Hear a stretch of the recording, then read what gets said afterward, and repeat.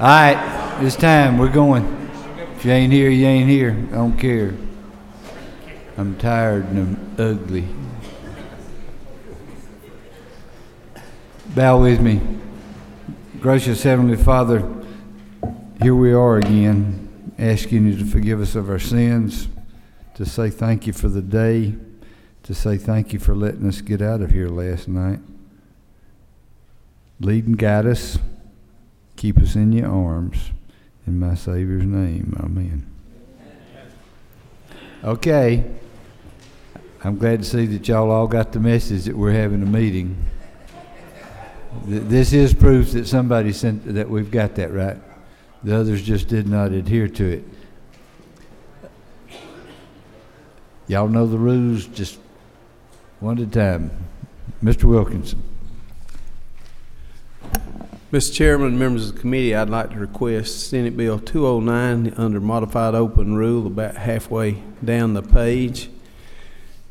This bill clarifies that it is lawful to provide legal forms and documents to consumers only if there is conspicuous disclosure that the forms and documents provided are not the substitute for the advice of an attorney. Are there questions? Mr. Willard. Thank you, Mr. Chairman. Senator, one of the things we were discussing earlier is by conspicuous, it doesn't really define what that may entail as far as they're putting that noticing on their web page. And I wonder if that's something that we should try to address in the bill, be sure that there is actual sufficient notice posted where people become aware that what they're buying may not be something they can rely upon from a legal opinion. Well, I would hope that by conspicuous, of course, obviously, conspicuous meaning obvious and not easily overlooked and those kind of things, I would hope that conspicuous would be enough. Now, may I follow up, Mr. Chairman? Generally, when we have things that are to be stated as far as publishing of a notice, we give a certain size or style or type that will be recognized as being large enough for the party reading it to be aware that that is a statement in there that they should be cognizant of, or of which they should be cognizant. Thank you. Mr. Golick. Thank you, Mr. Chairman. Senator, I think I'd echo Chairman Willard's comments. I understand the motivation and where this is coming from. I'm looking at LegalZoom.com, the documents from the website itself right now. The disclaimer that I see is very, very small, and it's in what's conventionally known as mice type. And then when I'm turning the page, I see another page that says our comprehensive will package includes hands-on attention from an experienced attorney during your free 30-day trial of Legal Advantage Plus. So I see that there's an attorney aspect to it, but then I see in another place on the page that disclaimer that there's no attorney-client privilege and there's no attorney-client work product that attaches as well, confidentiality. So I understand where you're coming from on it. I think there are concerns about disclosure and notice so that consumers understand with their eyes wide open as to what it is and what it isn't. Chairman Willard makes a good point in that there are many times in the code, I work in the insurance business, and we have lots of inserts that we have to put into our renewal notices that dictate a certain font, size, et cetera, on certain disclosures that are mandated by the state. So that's just a concern that I would have off the top of my head. I understand where the gentleman's going, and I'm not trying to be a problem with it, but it is, I think, a legitimate concern given the gravity of the nature of the documents that we're talking about, like a will, someone's life we're talking about. So I just leave it with that, and I appreciate your listening to me on that. Any other questions? Thank you. Thank you, Mr. Chairman. Mr. Miller. Thank you, Mr. Chairman. I bring you under modified open SB 301 which provides as an option that we can now use wood construction in our schools. It's being done in other states. This bill's been endorsed by the Farm Bureau, by the Forestry Products Association. And keep in mind, this is treated wood, and it's got to be subject to minimum building codes in our state: fire sprinklers, fire alarms, ingress, egress, etc. The advantage are square footage cost is probably $20 to $40 less. It's got much smaller carbon footprint. Governor Deal actually did an executive order earlier this year urging us to use forest products in our state buildings, government buildings. And really, the only detriment, I guess, would be the insurance costs would be higher, wood versus non-combustible masonry, but more than offset by the square footage savings. And it's being done in other states. And it's a key industry for us in the state. All it is an option. That's all it becomes. I'll be happy to answer any questions. No questions, thank you. Thank you, Mr. Chairman. Ms. Unterman. Thank you, Mr. Chairman and members of the committee. I appreciate being able to come before you. I bring forward on the only page you have in the modified open rules, Senate Bill 65, mental health. This is dealing with licensed professional counselors. This bill is left over from last year. As you may know, in South Georgia and in rural areas, we have a deficit of professionals, especially psychiatrists, psychologists, and anyone who deals with 1013s.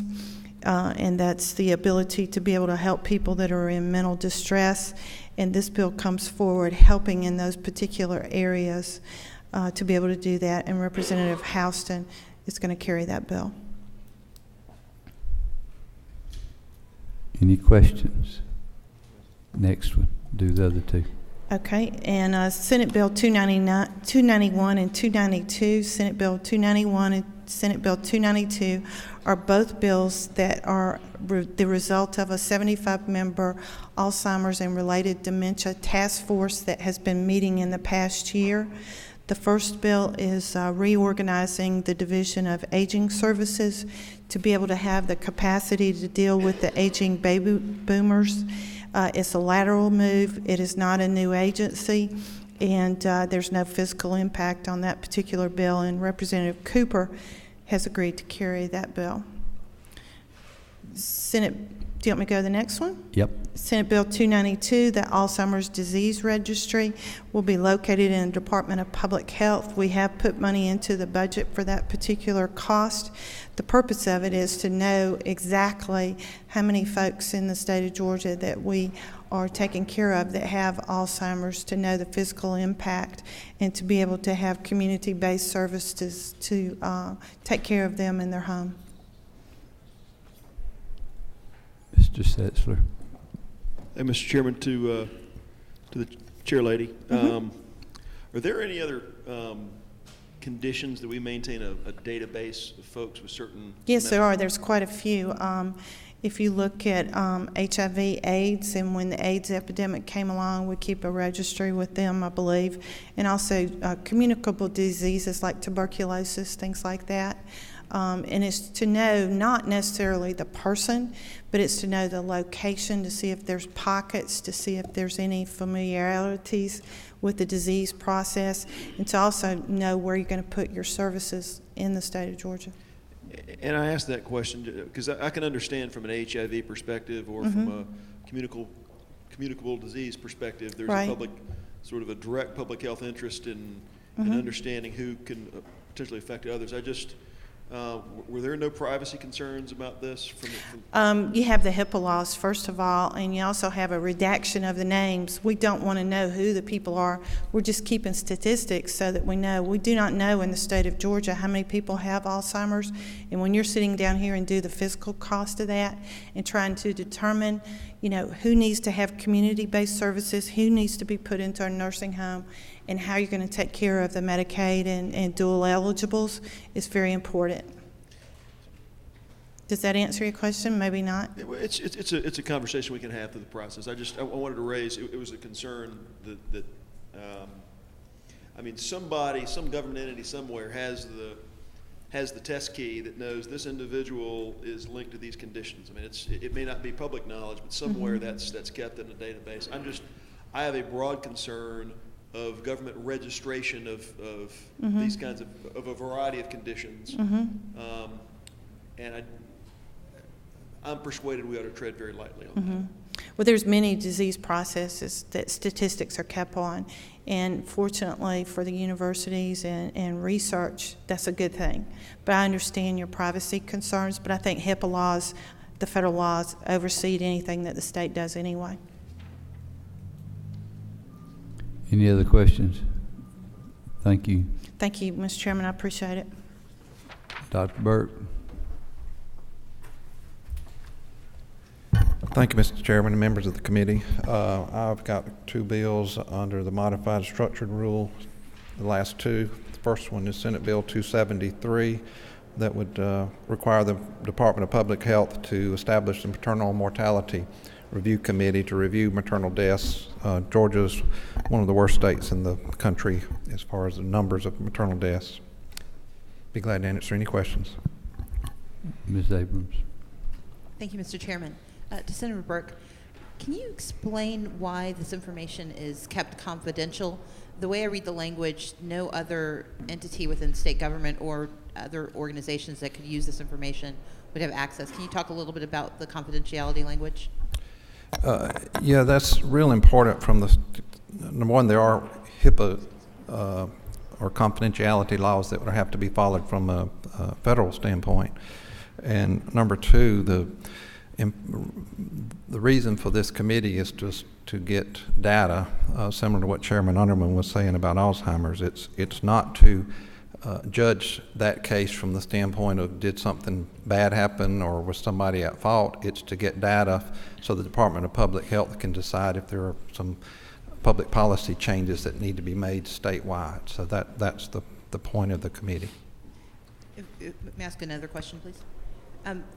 So I understand not wanting to use it for liability purposes. I'm comfortable with that. But my concern is that it includes data that could not, I mean, HIPAA rules usually apply to information that can identify the person in question. But the additional data, the aggregated data, the way I read this, even the aggregated data would not be available for public use, and that's my concern. Is there a reason why we would restrict the aggregated data, not the personal identifying information? Well, I think the department wants to be able to see what the data is and then make a decision, you know, what the best use of it is. I think they were requesting that. The other issue is to truly get what we would call real data, because obviously people are very sensitive about these types of events. And even though we're one of the worst in the country as far as our numbers, we're only talking about 90 to 100 cases per year, and it would be very easy from the standpoint of that data to be identified to a certain case somewhere in the state if we're not very, very careful.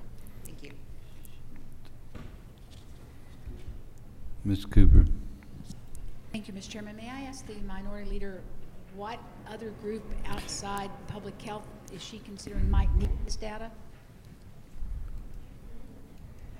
What outside of public health, what kind of group need this data? So there are groups like Neighborhood Nexus. They're aggregating data that just provide information about sort of the state of the state. So they use not necessarily the particulars. The way I read this, I just see this as overly broad because I completely understand wanting to restrict identifying information.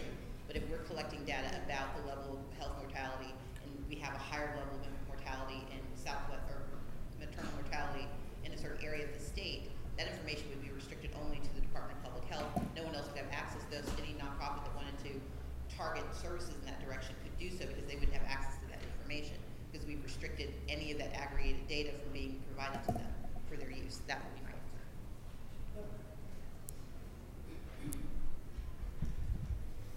But wouldn't it be up to the health department to sort of, I mean, I think that's They're restricted from doing so. They cannot share that information. The way this language is written, they're not allowed to provide that information to anyone under the circumstance without violating the law. That's what the concern is. Thank you, Mr. Chairman. No more questions. And you got another one? The other bill is Senate Bill 342, and this is basically a department bill from the Department of Public Health about disclosure of HIV status to healthcare providers. Be glad to answer specific questions, Mr. Chairman. No questions. Thank you. Thank you all. Mr. Caldwell. Thank you very much, Mr. Chairman. Members of the committee, don't worry, I did not forget. I know crossover day happened. I am in the right rules committee. I have an urging resolution that I'd like to present to you today. It is H.R. 1280. It is the second one down in the modified open rules section. This is a very simple urging resolution. It urges the federal government, both the United States Congress and the executive branch, to continue negotiations on the Transatlantic Trade and Investment Partnership. That's a fancy way of saying the U.S. and EU trade agreement. You may have heard about what's going on with that. It's still in the early stages of negotiation, but the entire goal of the trade agreement is to pull away trade barriers from the U.S. and the EU as they go back and forth trading. The transatlantic trade is by far the largest economy anywhere in the globe. We comprise about 1/7 of the world population, and yet we comprise about 65% of the total global commerce. If you want to get your biggest bang for your buck, you go attack that. Problem is, it's on a steady decline because it's becoming so difficult to navigate the government bureaucracies on both sides. So both entities have come together and recognized we need to get some of that out of the way. So this does a very simple few things. The TTIP would. It would remove trade barriers, it would line up regulatory agencies, and it would make it easier to trade back and forth. It's a free market initiative. This resolution in itself, all it would do is voice Georgia's support. Texas and Tennessee have both done that already. Governor of Alabama issued a letter to the president a few weeks back doing the same. This passed unanimously out of the House Committee on Economic Development and Tourism. I want to thank Chairman Stevens for his help as we've moved it through there, and I present it to you for your favorable consideration. No question. Thank you. Thank you, sir. Mr. Albers. Thank you, Mr. Chairman, members of the committee. I am back in front of you for Senate Bill 207 under the modified structure rule. You were kind enough to pass this out last year and it missed on day 40. I've mentioned it a couple of times, but a quick refresher. This just assures that those who get first offender status will still be flagged if they try to get a job in in-home health care. The same way we do it for a nursing home or a school or anywhere else, this will surely help protect our senior citizens. And if there are questions, I'd be glad to answer them. If not, I'd ask for your favorable passage. Mr. Roberts. Thank you, Mr. Chairman, and I do apologize. Books down there, so I had to look back at it. On first-time offenders, does it spell out in there for what offenses? It does not. It's when you fall under first offender status, there are a couple of areas that you'll be flagged if you try to go back into that same place that you committed the crime. So as an example, if I committed a crime in a nursing home and I went back to apply at another nursing home, it would just flag me. It will not flag them if they want to work at Home Depot or McDonald's or anywhere else, because we want people to have a second chance and be employed. We just don't want to put them back in that same environment if they had done anything to our most vulnerable citizens. So felonies or misdemeanors? All? Yes, both. Thank you. No more questions. Thank you. Thank you, Mr. Chairman. Anybody on the committee?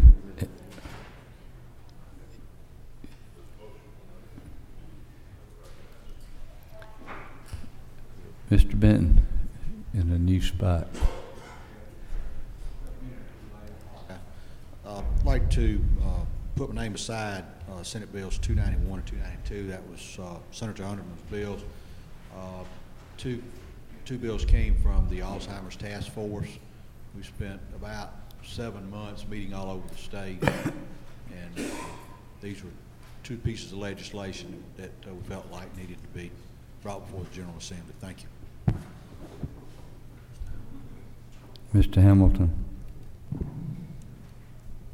Thank you, Mr. Chairman. I'd like to put my name by Senate Bill 209. I heard the councilors' concerns of that, and I see this a little differently. I see this as a very good consumer-friendly bill. And in looking at the bill, it says that if the product clearly and conspicuously doesn't state that, then they do not get the protection that they're asking for. So to me, it's up to whoever produces these to do that, or they will not receive the protection that they're applying for.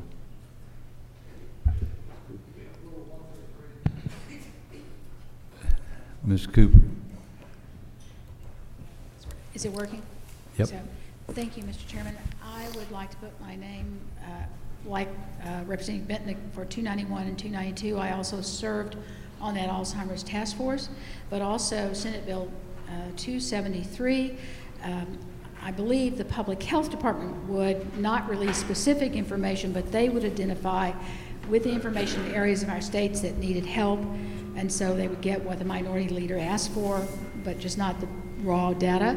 And I'd like to ask for Senate Bill 342.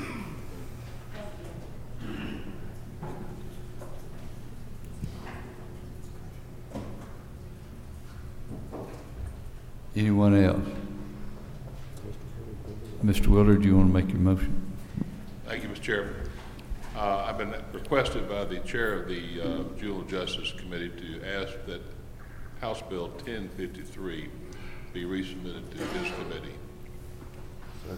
You have a motion and a second to recommit HB 1053 back to juvenile justice. Yes, sir. Any opposition? It's done.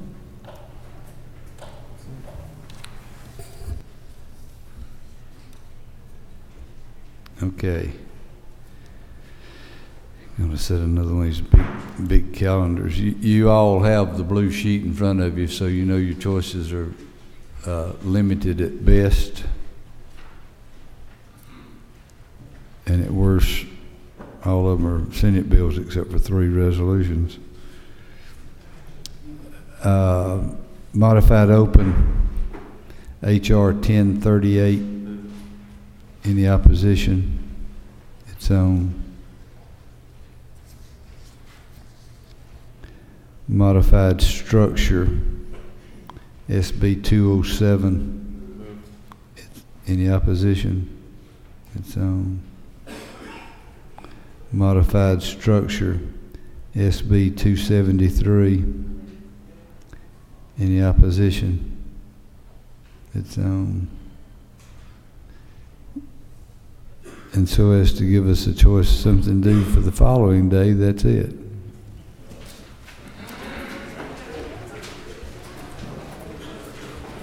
I got overruled. It's on Thursday.